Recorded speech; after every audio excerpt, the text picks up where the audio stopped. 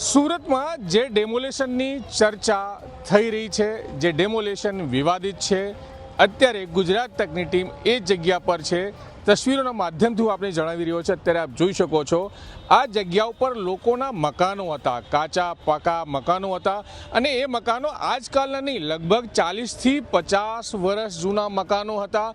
પરિવાર સાથે લોકો અહીંયા રહેતા હતા અને અચાનક જ 30 મઈની સવારે લોકો સોઈને ઉઠે એ પહેલાં તો પોલીસ અને બુલડોઝરની સાથે જે મજૂરો છે, કામ કરે છે, અહીંયા ત્રાટકે છે અને ત્યારબાદ આ તમામ જે મકાનો આપ જોઈ રહ્યા છો ધ્વસ્ત કરી દે છે, એટલે તોડી પાડવામાં આવે છે। હવે લોકોને સમજ જ ના પડી કે આ ડેમોલેશન કોણ કરે છે અને કેમ કરે છે। પોલીસની હાજરી હોય તો સ્વાભાવિકપણે લોકોને એમ થયું કે આ ડેમોલેશન મહાનગરપાલિકા કરે છે। અને અમારા હાથમાં જે ઘરવેરા છે, જે લોકો અહીંયા રહે છે, એ અલગ અલગ જૂના ઘરવેરા છે અને આ જે જગ્યા છે તે સુરત મ્યુનિસિપલ કોર્પોરેશનનું લખવામાં આવ્યું છે। આ જગ્યા એમના નામની બોલે છે। તો આ 2002નો વેરો છે અને અત્યારના હાલનો બી વેરો અમારે કોપી હાથમાં છે। અહીં જે લોકો રહેતા હતા, જેના મકાનો તૂટી ગયા છે, જેના ઘરો તૂટી ગયા છે, જે લોકો રોડ રસ્તા પર આવી ગયા છે, એમની સાથે વાત કરવાની આપણે કોશિશ કરીશું। સૌથી પહેલાં, કેમ કે હવે ભાજપના ધારાસભ્ય વિનુ મોરડીયાએ આ મુદ્દાને ઉઠાવ્યો છે અને મહાનગરપાલિકાના મ્યુનિસિપલ કમિશનરે કહ્યું છે કે આ ડેમોલેશન એમને દ્વારા કરવામાં આવ્યું નથી। તો હવે અસલમ સાયકલવાળા, જે સુરત મ્યુનિસિપલ કોર્પોરેશનમાં પૂર્વ કોર્પોરેટર છે કોંગ્રેસના, અસલમભાઈ આ મુદ્દાને ખૂબ ઉઠાવ્યો છે કે 30 મઈના રોજ અહીંયા ડેમોલેશન થયો હતો। અસલમભાઈ, આ ડેમોલેશન કોણે કર્યું? મ્યુનિસિપાલિટી ના પાડી રહી છે, આપનું શું માનવું છે? આ જે ડિમોલિશન થયો, હું કહું છું કે સુરત શહેરના ઇતિહાસમાં સૌથી ખરાબ કાળો દિવસ કહો, કલંકિત કહો કે ભ્રષ્ટાચારનું ઉત્તમ ઉદાહરણ આ ડિમોલિશન થકી આપણને જોવા મળશે। સુરત મહાનગરપાલિકાએ 3 તારીખે, જ્યારે 2 તારીખે અમે લોકો રજૂઆત કરવા ગયા, ત્યારે મ્યુનિસિપલ કમિશનર, એડિશનલ સિટી ઇજનેર અને કાર્યપાલક ઇજનેર ત્રણે અમને એમ કીધું કે આ ડિમોલિશન અમે નથી કર્યું। ચોક બજાર પોલીસ સ્ટેશન ગયા કે ભાઈ અમારી ફરિયાદ લો કે આ ડિમોલિશન કોઈ અજાણ્યા માણસ આવીને કરી ગયા, ત્યારે પીઆઈએ હાજર પીઆઈએ અમને જવાબ આપ્યો કે સુરત મહાનગરપાલિકા અમારી પાસે બંદોબસ્ત માંગ્યા હતા અને એ ડિમોલિશન સુરત મહાનગરપાલિકાએ કર્યું। 30 મે અને 1 જૂને જે ડિમોલિશન થયું એમાં મહાનગરપાલિકાના સુજલ પ્રજાપતિ હોય, મૌનિક ગઢિયા હોય, અર્પણ પરમાર હોય કે સૈયદ કરીને કર્મચારીઓ, જેને હું ઓળખું છું, એવા તો અહીંયા હાજર હતા, વિડીયોઝમાં દેખાય છે। એ સવારે ડિમોલિશન ચાલુ હતી અને સાંજ સુધી અહીંયા એમની હાજરી બોલાતી હતી। સુરત શહેર પોલીસ, જે એસઓજી પોલીસ છે, એનો સમગ્ર સ્ટાફ ડીસીપી રાજદીપસિંહ નકુમના નિગરાની હેઠળ હતો ને રાજદીપ નકુમ એ ભારતીય જનતા પાર્ટીના અને સુરતની અંદર ફરજ બજાવવા દરમિયાન હું એ માનું છું કે પોતાને પોલીસ ઓફિસર કરતાં જનરલ ડાયર વધારે સમજતા હોય, એની માનસિકતા એવી છે।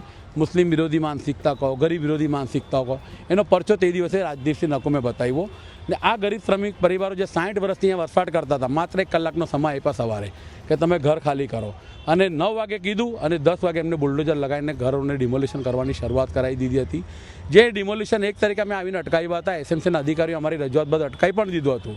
પાછા એસઓજીના અધિકારીઓએ કોર્પોરેશન અધિકારીઓને દબાવીને, ધમકાવીને અમારા દેખતા અહીંયા ડિમોલિશન ફરી ચાલુ કરાવ્યું હતું।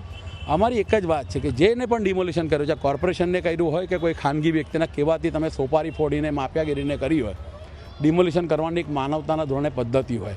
ગુજરાત સરકારની અંદર ભારતીય જનતા પાર્ટીને નરેન્દ્રભાઈ મોદીએ બનાવેલા કાયદા છે, અસલમ સાયકલવાળા બનાવેલા કાયદા નથી। એ કાયદા શું કહે છે કે જે વસવાટ વર્ષોથી કરતો હોય તો એને કાયદેસરની નોટિસ આપવાની થાય। મહાનગરપાલિકાને જો કાયદેસર આ ઝૂંપડપટ્ટી નડતરરૂપ હોય વિકાસના કામમાં તો નોટિસ આપે, નોટિસ આપ્યા પછી એ લોકોની રજૂઆત સાંભળે, એમને વૈકલ્પિક આવાસની ફાળવણી કરે, ડ્રો થાય અને પછી લોકોની સંમતિ સાથે ડિમોલિશન થતા હોય છે, વાદ વિવાદ વગર। કોઈ ખાનગી વ્યક્તિના એના જગ્યા પર કોઈનો કબજો હોય, ટેકનિકલી સાબિત થતો કે ભાઈ મારી પોતાની માલિકીની જગ્યા છે, તો એને પણ આ રીતે નોટિસ મોકલવી પડે છે। કાયદેસર વકીલો મારફત બોલો કે જાહેર પેપરમાં બોલો, પોલીસ કમિશનરને કે કલેક્ટરને રજૂઆત કરવાની હોય, લેન્ડ ગ્રેબિંગના ગુના દાખલ કરવા માટેની ફરિયાદ કરવાની થાય, કલેક્ટર ના સાંભળે તો નામદાર હાઈકોર્ટમાં જવું પડે, હાઈકોર્ટના આદેશ આપે પછી પોલીસ બંદોબસ્ત લઈને ખાલી કરાવી શકે છે। પરંતુ આ બિલ્ડરના લાભ માટે સુરત શહેર એસઓજી પોલીસ, જેણે લીટરની સોપારી લીધી હતી ઝૂંપડા તોડવા માટેની, અને સુરત મહાનગરપાલિકાના જે જયાંગ જીવન રામજીવાલા કરીને કાર્યપાલક ઇજનેર છે સેન્ટ્રલ ઝોન, એ આ સુરત મહાનગરપાલિકાના ભ્રષ્ટ અધિકારી અને સુરત શહેર પોલીસ એસઓજીના ભ્રષ્ટ અધિકારીઓ એકબીજાના મેળા પીપળામાં બિલ્ડરના લાભ માટે, કોણ બિલ્ડર, જે ભારતીય જનતા પાર્ટીનો ધંધાની બિલ્ડર કહેવાય છે, એ બિલ્ડરના આર્થિક લાભ માટે ગરીબ પરિવારોને જે 60 વર્ષથી અહીંયા વસવાટ કરતા હતા, એક જ ઝાટકે એમને ઘર વિહોણા કરી દીધા છે, અમાનવીય અત્યાચાર ગુજાર્યો છે। આજે એમની સ્થિતિ એવી થઈ ગઈ છે કે ઉપર આકાશને નીચે ધરતી છે। અસલમભાઈ, વિડીયોમાં દેખાય છે મહાનગરપાલિકાના કર્મચારીઓ છે, પોલીસ છે, એસઓજી છે, ડીસીપી છે, પીઆઈ તમામ લોકો વિડીયોમાં દેખાય છે. ભાજપના ધારાસભ્ય વિનુ મોરડિયાએ જ્યારે મ્યુનિસિપલ કમિશનરને પૂછે છે સંકલનમાં કે ભાઈ ડેમોલેશન કોણે કર્યું, ત્યારે ના પાડવામાં આવે છે. અને ખુદ વિનુભાઈએ ગુજરાત તક સાથે વાતચીતમાં કહ્યું છે કે એમને મ્યુનિસિપલ કમિશનર આવી રીતનો જવાબ આપ્યો છે. તો શું લાગે છે, અધિકારીઓની હાજરી છે અને કમિશનર ના પાડે છે? પહેલાં તો વિનુભાઈનો હૃદયપૂર્વક આભાર માનું એટલા માટે કે ભાજપના ધારાસભ્યનો ગરીબો પ્રત્યે બહુ પ્રેમ હોય નહીં, ચૂંટાયેલા જનપ્રતિનિધિ. પણ હવે પરમ કૃપાળુ પરમાત્માની કંઈ કૃપા થઈ નહીં, વિનુભાઈ આ પ્રશ્ન ઉઠાવ્યો એ જ અમારા માટે સારી વાત છે. ઉઠાવ્યો અને મ્યુનિસિપલ કમિશનર એમને જવાબ આપ્યો કે આ ડિમોલિશન કોર્પોરેશને કર્યું નથી. આ જવાબ અમને મ્યુનિસિપલ કમિશનરે 1 તારીખે પણ કહી દીધું હતું.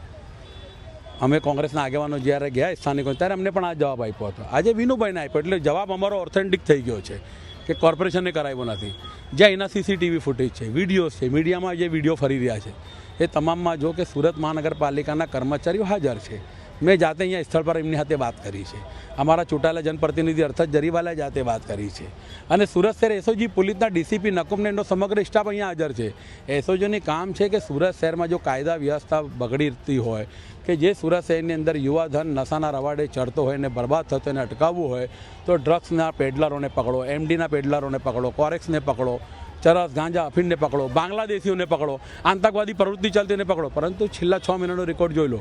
ડીસીપી રાજદીપસિંહ નકુમના નિગરાની હેઠળ એસો જેવી કોઈ આંખને વળગે એવી કામગીરી કરી નથી. શું કામગીરી કરી છે? માત્ર ભારતીય જનતા પાર્ટીના ધનદાની વ્યક્તિઓને કેમ લાભ થાય, કેમ માલે તુજારોને સોપારી ફોડવામાં આવે, કઈ રીતે ઉઘરાણી કરવામાં આવે, ગરીબને ધમકાવવામાં આવે, અસામાજિક પ્રવૃત્તિ સાથે સંકળાયેલા એને પોષવામાં આવે, અને સારો વ્યક્તિ હોય તો એને ધમકાવવામાં કે તારી વિરુદ્ધમાં કોરા કાગળ પર સહી લઈને ગુનો દાખલ કરવામાં આવી છે.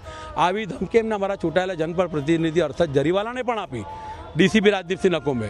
અમારી સરકારને એટલી જ વાત છે કે કોઈ અધિકારીને એટલા બધા માથે નહીં બેહાડો કે કાલ ઉઠીને તમને ચાવી જાય. અને રાજદીપસિંહ નકુને ભારતીય જનતા પ્રત્યે આટલો પ્રેમ હોય તો રાજીનામું આપીને ચૂંટણી લડી લે વિધાનસભાની 2027માં. અમને કામ વાંધો છે? ભાજપનો પ્રેમ બતાવે ને જાહેરમાં.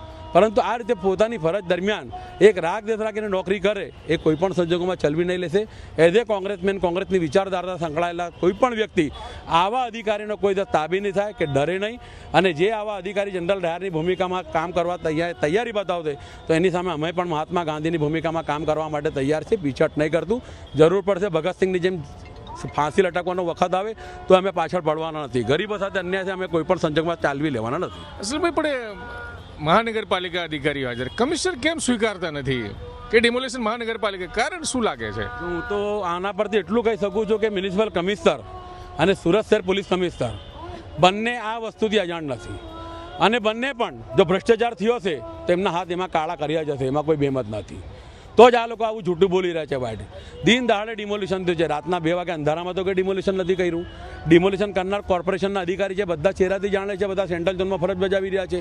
એસઓજીના કર્મચારીઓ હાજર છે, સીસીટીવી ફૂટેજો છે, વિડીયોઝ છે, પછી પણ જૂઠ બોલી રહ્યા છે. તો એમને જૂઠ બોલવાનો એનો પરવાનો છે. પણ આટલું કહી રાખું કે આવું બધું બહુ લાંબુ ચાલતું નથી. કર્મોની સજા અહીંયા જ મળે છે અને કર્મોની સજા મળશે જ. જે લોકોએ ગરીબોની હાય લીધી છે, નિશાસો લીધો છે, અમાનવીય અત્યાચાર કર્યો છે, એમને આ જ ધરતી પર આ જ સમયમાં ભરવાનો આવશે ને આવશે. તો બિલકુલ અસલમ સાયકલવાળા આપણી સાથે વાતચીત કરી રહ્યા હતા અને સ્પષ્ટપણે કહી રહ્યા છે કે આની અંદર કોઈને ખબર ના એવું શક્ય નથી. મહાનગરપાલિકાના કમિશનર હોય, પોલીસ કમિશનર હોય કે તમામ અધિકારી, કોઈને ખબર ના એવું શક્ય નથી. તમામને ખબર જ હશે તો જ અહીંયા ડેમોલેશન કરવામાં આવ્યું છે. સંજય સિંહ રાઠોડ, ગુજરાત તક, સુરત.